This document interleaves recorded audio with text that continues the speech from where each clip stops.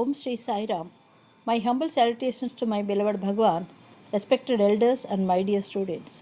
Hearty welcome to the class Vector Spaces. సదిశాంతరాళంలో ఉన్నటువంటి unit 2లో రెండో భాగాన్ని చూద్దాం.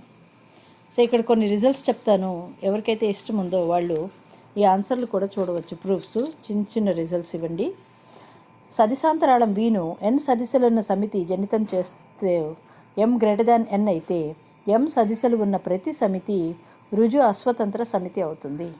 If V is a vector space and generated by n vectors, and if m is a number greater than n, then automatically the set containing m vectors becomes linearly dependent.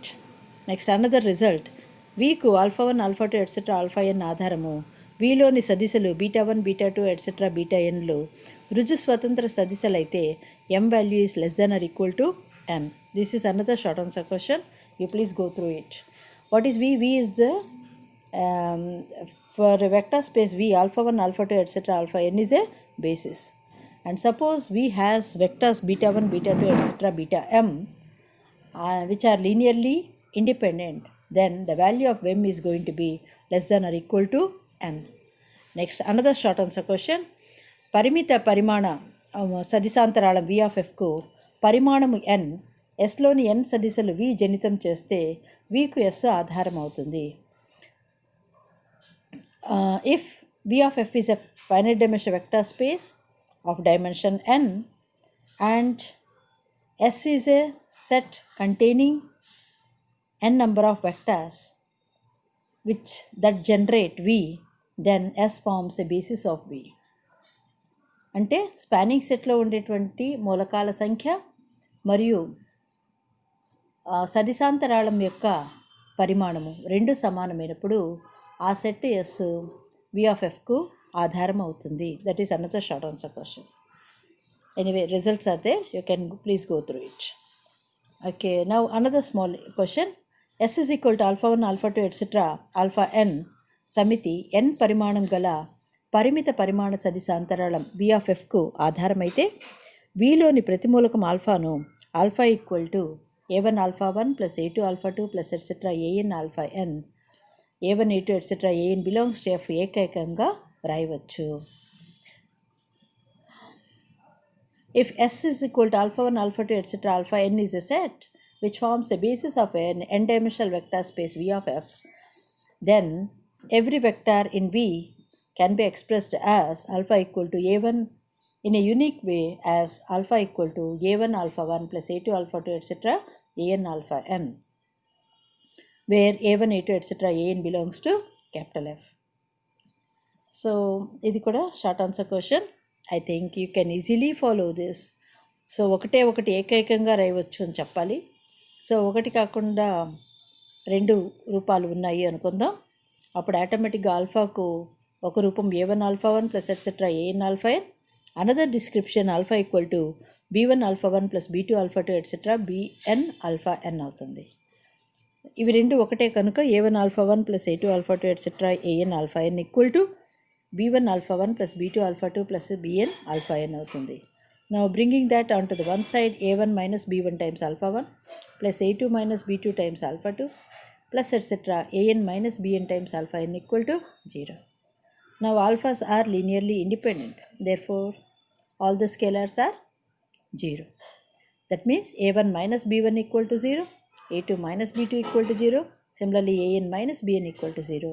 That implies a1 equal to b1, a2 equal to b2 and so on, an is equal to bn. కనుక ప్రతి సదిశ ఆల్ఫాను alpha equal to a1 alpha 1 plus a2 alpha 2 plus etc. an alpha n అయ్యేటట్లుగా మనము ఏకైకంగా దీన్ని రాయవచ్చు. Okay, now we are going to learn some problems how to express that. 1 2 1 2 1 0 1 minus 1 2 సదిశలు r³ ఆధారం అవుతాయని చూపండి. సో ఆధారం అవుతుంది అంటే ఇక్కడ 3 వెక్టార్లు ఉన్నాయి కనుక x times 1 2 1 plus y times 2 1 0 plus z times 1 minus 1 2 equal to 0 0 0 అనుకుందాం. సో ఇప్పుడు ఏమవుతుంది, X plus 2y plus Z మొదటి నిరూపకము, రెండవ నిరూపకం 2x plus y minus Z third coordinate x 0 plus 2z equal to 0, 0, 0. So we get three equations: x plus 2y plus z equal to 0, 2x plus y minus z equal to 0, and x plus 2z is equal to 0. ఈ మూడు సమీకరణాలను మాత్రిక రూపంలో మనము రాయవచ్చు. So మొదటి equation నుంచి ఆ కోఎఫిషియంట్స్ను ఫస్ట్ రోగా పెట్టడం, రెండవ ఈక్వేషన్లో ఉన్నటువంటి వాటి యొక్క కోఎఫిషియంట్స్ను రెండవ అడ్డు వరుసలో వేయటం, అలాగే మూడవ ఈక్వేషన్లో ఉన్నటువంటి XYZల కోఎఫిషియంట్ను మూడవ అడ్డు వరుసంగా రాస్తాం. సో ఫస్ట్ రో ఏమవుతుంది అప్పుడు 1 2 1 2 1 minus 1 1 0 2 times the column matrix దొంతి మాత్రిక XYZ ఈక్వల్ టు 0 0 0. నా దీన్ని మనము వికర్ణ డయాగ్నల్కి కింద ఉండే మూలకాలని 0 చేద్దాం. సో రెండవ అడ్డు వరుసలో 2 1 పొజిషన్లో 2 ఉంది, 1 1 పొజిషన్లో 1 ఉంది. అంటే x 2x xని తొలగించాలి అంటే ఏం చేయాలి? మొదటి అడ్డు వరుసను 2తో గుణించి అప్పుడు రెండవ అడ్డు వరుసను తీసివేయాలి. అదేవిధంగా 3 1 పొజిషన్లో ఎవరున్నారు? మూడవ అడ్డు వరుస, ఒకటే నిలువు వరుసలో ఎవరున్నారు? 1 ఉంది. అలాగే 1 1 స్థానంలో కూడా 1 ఉంది. కనుక ఒకదానిలో నుంచి ఒకటి తీసివేస్తే మనకు అక్కడ 0 వచ్చేస్తుంది. అందువల్ల ఆ ట్రాన్స్ఫర్మేషన్ యొక్క ఈక్వేషన్ ఏంటి? R2 - 2R1 R3 - R1.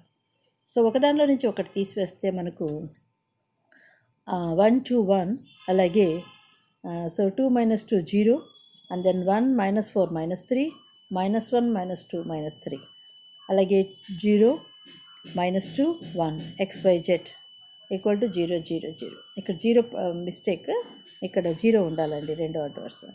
ఇప్పుడు వన్స్ అగైన్ ఇక్కడ పైన 3 ఉంది, కింద -2 ఉంది. కనుక రెండవ అడ్డు వరుసను ఏం చేయాలి? 2 మార్లు గుణించి మూడవ అడ్డు వరుసను 3 మార్లు గుణించి ఒకదానిలో నుంచి ఒకటి తీసివేస్తే మనకు 0 అయిపోతుంది. అంటే మూడవ అడ్డు వరుసలో ఉన్నటువంటి -2ను తొలగించాలి అంటే ఆ -2ను 3 చేత గుణించేయడము, అలాగే రెండవ అడ్డు వరుసలో ఉన్న -3ను 2తో గుణించి ఒకదానిలో నుంచి ఒకటే తీసివేస్తాం. 3R2 3R3 - 2R2. అప్పుడు ఏమవుతుంది? 1 2 1 1 - 3 - 3, అలాగే 0 0 0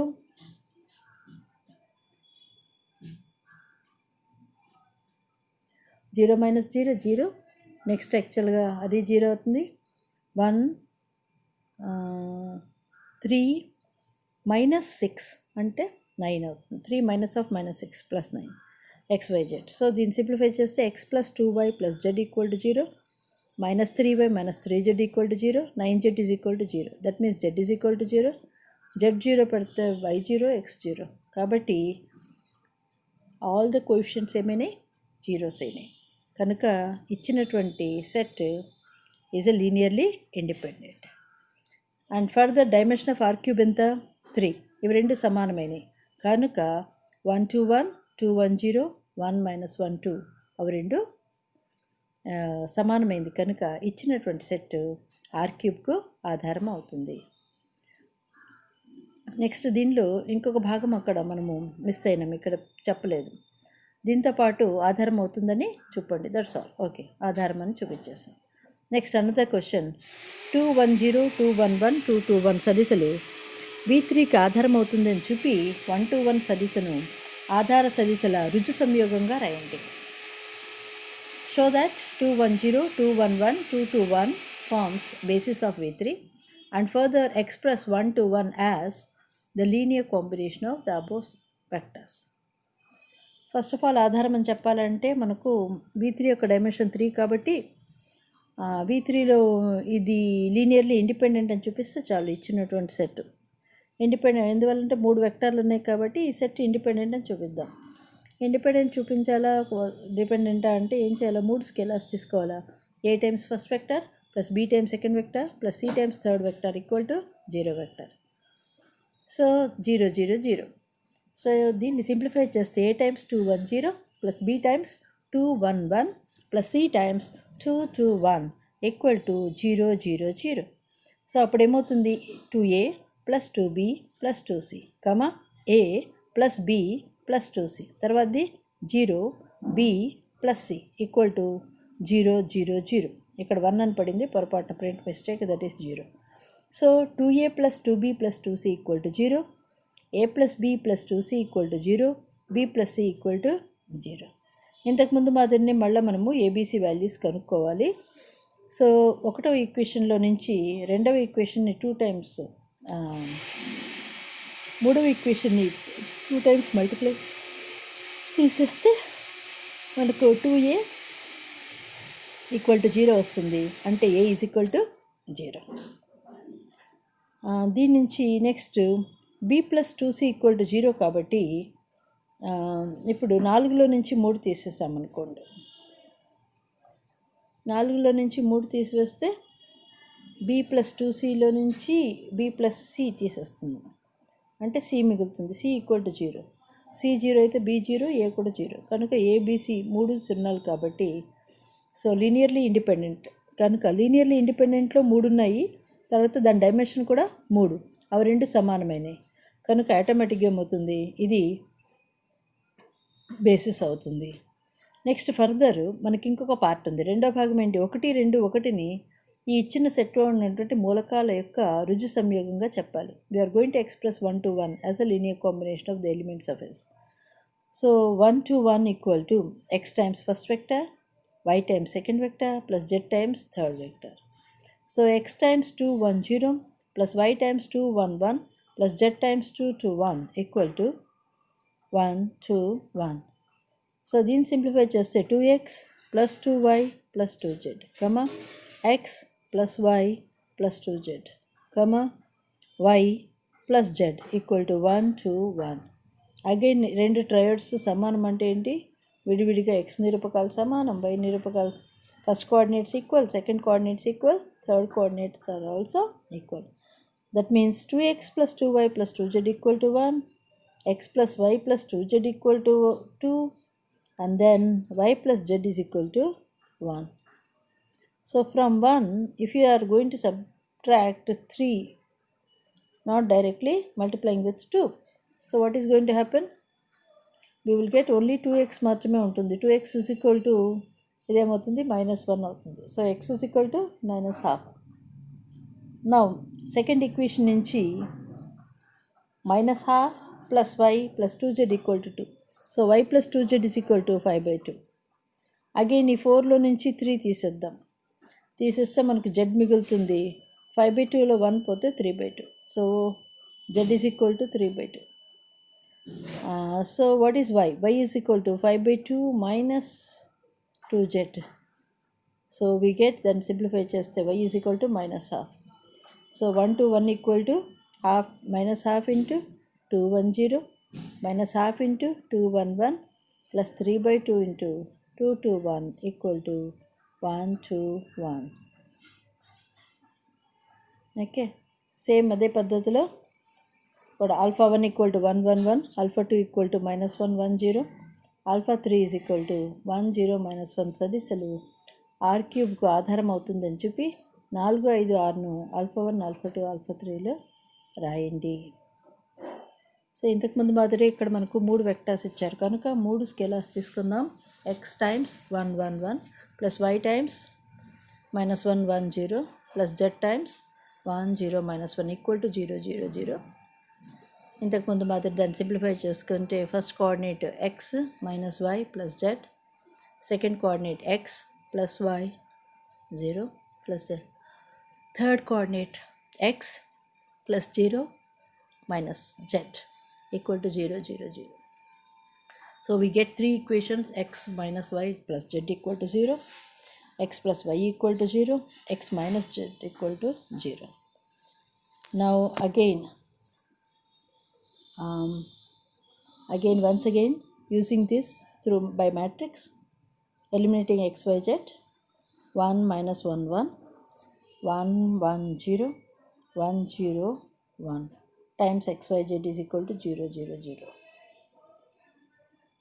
Now r2 minus r1, similarly r3 minus r1, r2 minus r1, 1 minus 1 0, 1 plus 1 2, 0 minus 1, so minus 1, and then 1 minus 1 0, and then 0 plus 1, 1, 1 minus 1, 0, xyz. Now we are going to make r3 minus 2 times of r2. So eliminate that and find the values for xyz. We can easily see that they are equal to zeros, all xyz.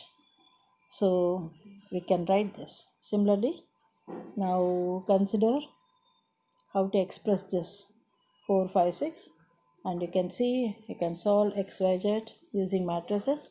Using these same values we can get the same values.